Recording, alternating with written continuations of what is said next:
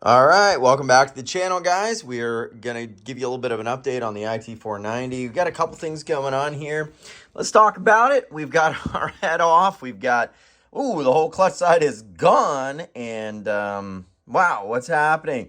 Darius, I thought everything was looking good. We had everything kind of coming back together. And what have you done, my friend? Well, let's talk about this. So basically, if you guys, I don't know if I posted this in the videos, but if you remember, my kickstart lever was actually quite forward. It actually came at about an angle like this. So it was forward a good bit. I thought originally that maybe, one of the prior owners had kind of rotated it forward so that it'd be a little bit easier to get leverage and kick it back without, standing on the bike, like kicking it from the side. But a lot of the guys on the IT490 groups on Facebook had mentioned it's possible that the stopper tang, and I'll show you where that is, stopper tang right here could have a crack in it. Now take a look at that, and you're going to see that that stopper tang actually does have a crack in it. And this is a common area on IT and YZ 490s. So what this basically does is, when you kick the bike, there's a gear that basically has a little clip that's associated with it right here. And when you go back, that gear basically will rotate on this diagonal section, and it'll come out and it'll basically hit this little idler gear. And once those teeth mesh, your clutch is here and there's a gear behind the clutch. And so basically it's turning the motor, right? Everything now starts to turn. So you've got this connection process to the primary drive, which is then moving the piston up and down, right? So a lot of things are happening, but I'll show you in a minute. That kickstart gear has to basically come forward, but then it also has to go back, right? It has to go back, and it has to like get away from this idler gear when the bike's running, because this will always be turning because your clutch basket is turning. So this cannot connect to the kickstart gear, and there is a gear that goes on here, as you guys know. But if this starts to come forward, maybe because of a kickback where the bike sort of like engages while it's running, you get a lot of snap here, and that's kind of what's going on here. You've got a crack in this stopper tang, and you'll notice a few things about this particular tang is that it's not one piece. It's actually pressed on. I don't know if y'all can see that. There's little serrated edges where this gets pressed on, and you've got basically a crack, right? And the other issue you want to watch out for with these is the amount of play. Now, I don't think this is excessive.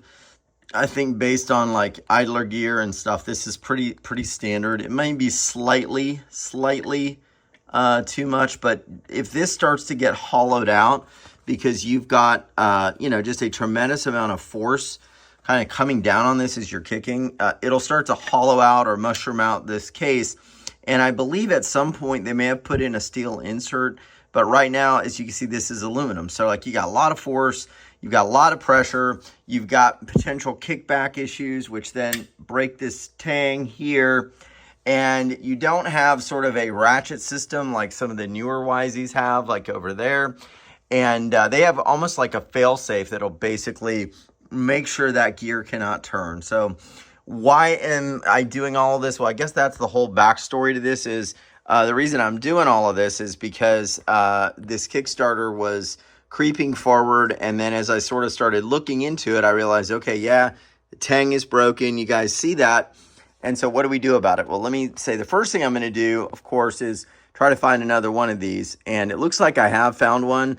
They were changed sometime around potentially 85, 86. And, your newer bikes like the WR500 over there, they basically run the one that is machined from one giant piece of aluminum or steel, from my understanding. So there is no pressed on insert.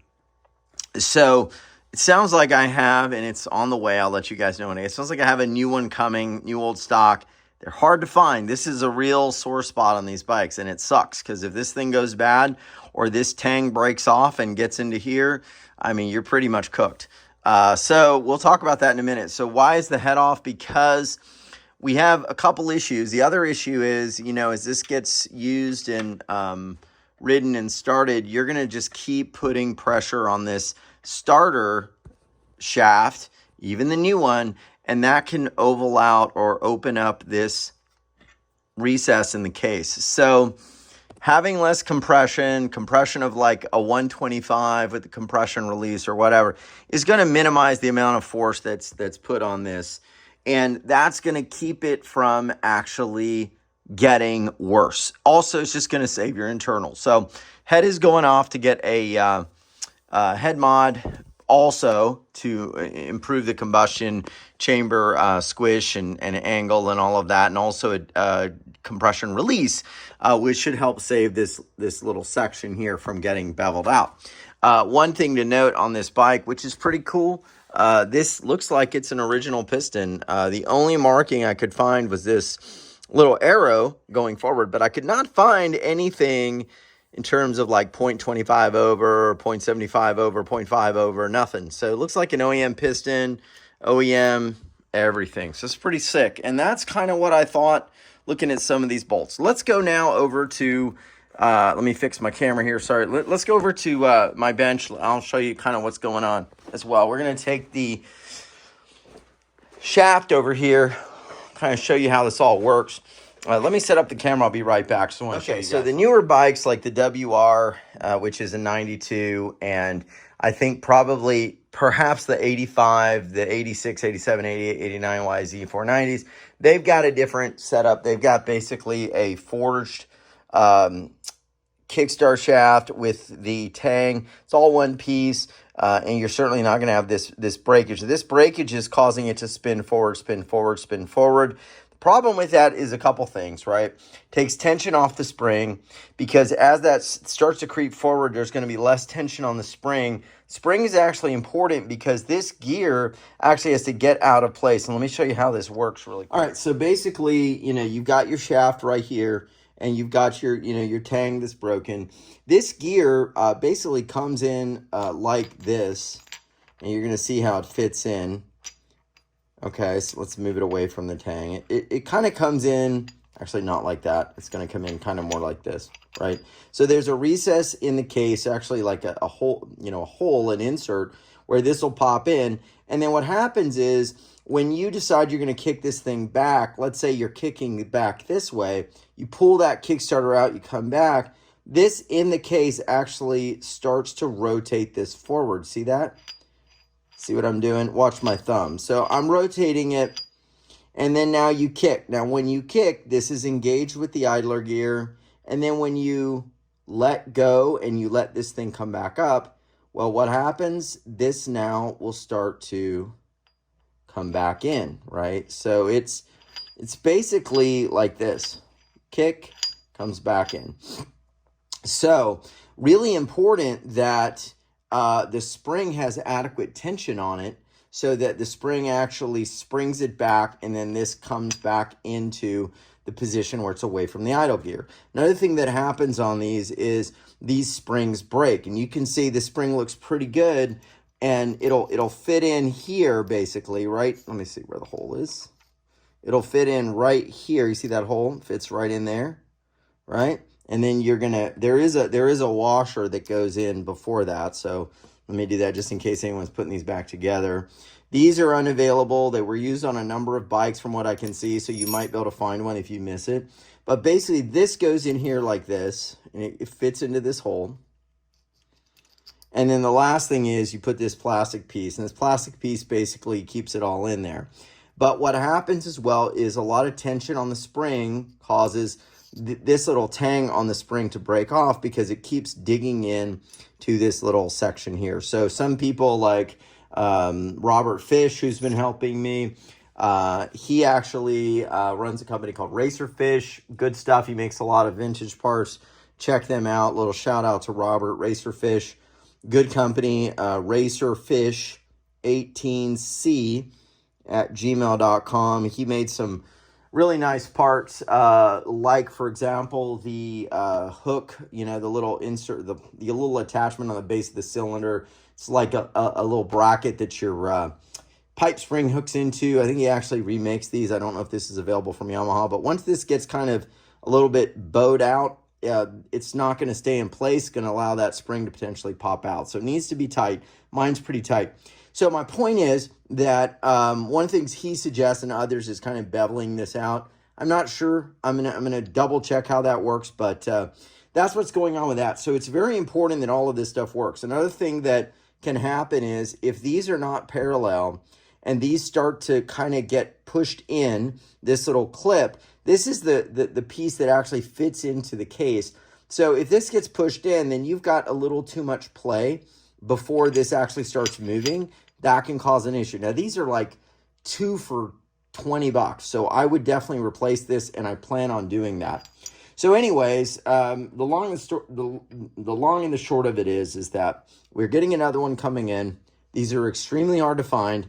Someone needs to remanufacture these one day from like a big piece of metal, aluminum, steel, whatever. These can be welded, potentially, but Robert Fish told me that, he's seen 5 people do it and they break. Now that's hearsay. I haven't seen it, obviously, but I do trust his opinion. So if this is an issue, it's not good. So just remember that. If you buy 82, 83, even the 465s, the 81, 82s, and you put that Kickstarter, in the position and not kicking it back, but if it rotates forward, that's exactly what's happening. This is moving forward. Let me show you like this, right? This is the way it wants to rotate, is like that. So if you put your Kickstarter lever on there and yours just keeps creeping forward, or you can rotate it forward, this is actually probably an issue. So that's what's going on. So we've got another one coming. That's why that's going on there. I had to take off all the clutch basket stuff and everything else. We took the head off. Like I said, it looks like it's the original head. This is the original configuration. Obviously, a lot of carbon. Tom Morgan Racing is going to put a compression release on this. He's going to reshape the head. So I'm excited to see how that turns out. He'll put the compression release. I think it's on the boost bottle side. So I think it's going to be somewhere around here.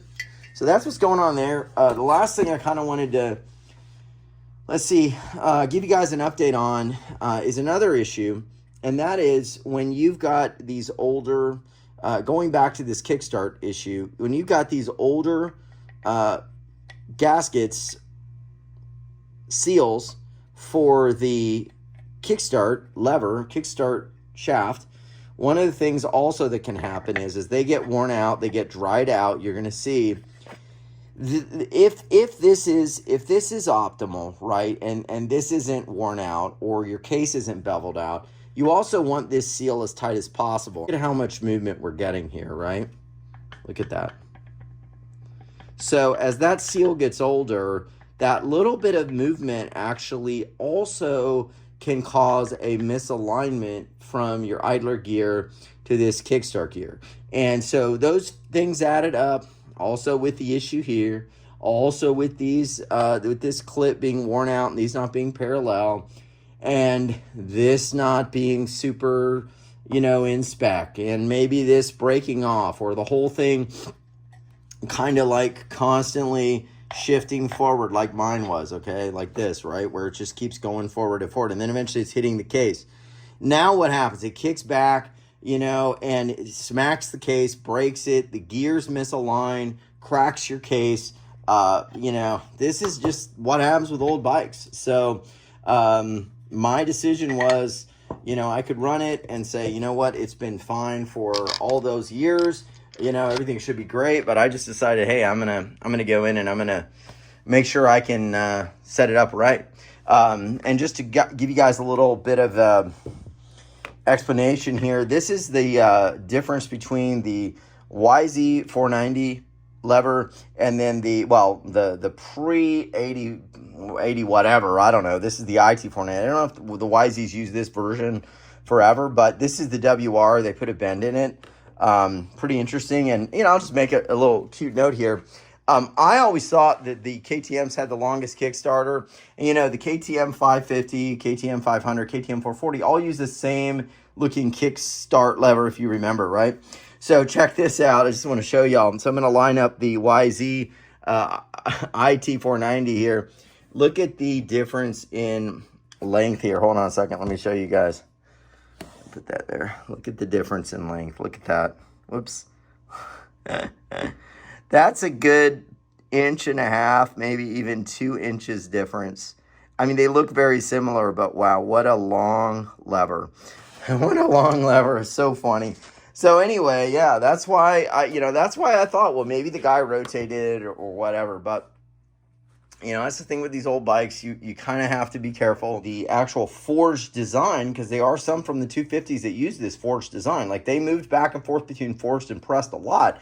That I could do that, put a compression release on, just put a smaller Kickstart lever. It's not going to matter because I've got low compression, But I couldn't really find one. I thought I had a motor laying around. I haven't been able to find it from an 86 250, so I just decided to look, and luckily I found one. But anyway, guys, this is kind of an issue. So if you're working on these 490s, hey, let's get some of these made. I will do my part, but just one of those things.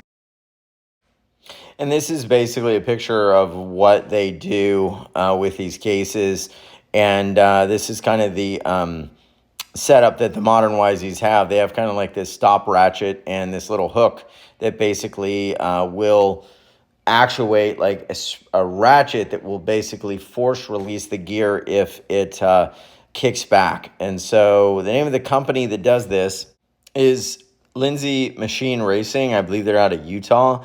So take a look at lindsaymachineracing.com or Lindsay Racing. Do a lookup in Utah. I just emailed him.